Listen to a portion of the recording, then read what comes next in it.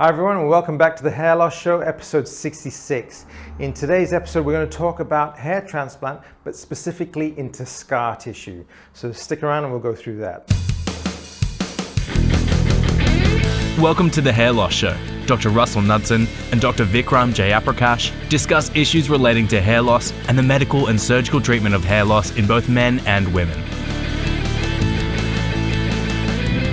Hi everyone. In today's episode, we're going to talk about hair transplant, but specifically into scar tissue.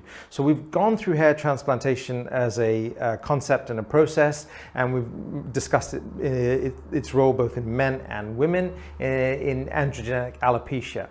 But what we do see quite frequently is people come in with scars. It could be on the scalp or on the face, for example, from a facelift scar, or in the beard area for a variety of different reasons.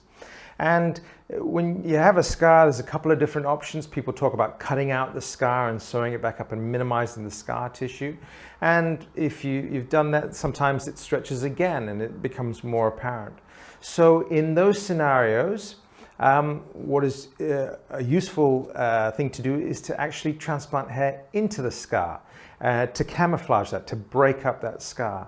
So the key thing there is that scar tissue, yes, is different than normal tissue. The morphology of the skin layer and the layer underneath is slightly different, but still, it is still your own tissue. It still has a blood supply. So from that perspective, it takes grafts very well. So you can transplant grafts into scar tissue very successfully.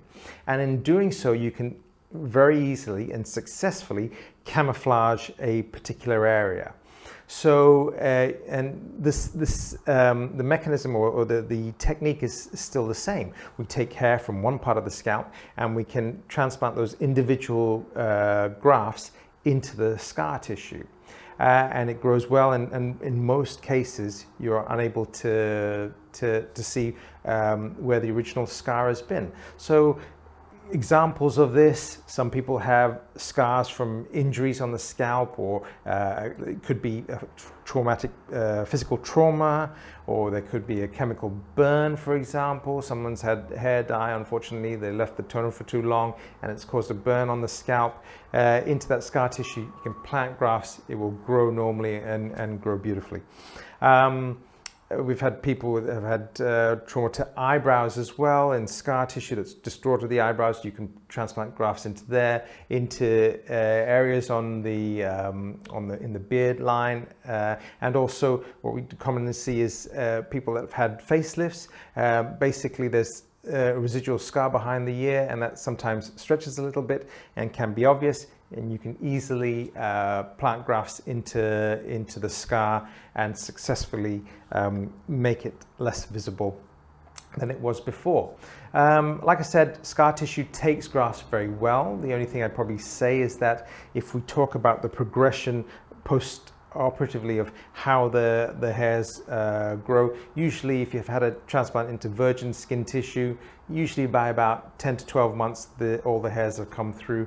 In scar tissue, you'd probably add 50% onto that. So if you've had grafting done into scar tissue, usually the end point you'll reach at around about sort of 18 months. But in essence, scar tissue takes grafts very well and can be a very good method of concealing scars.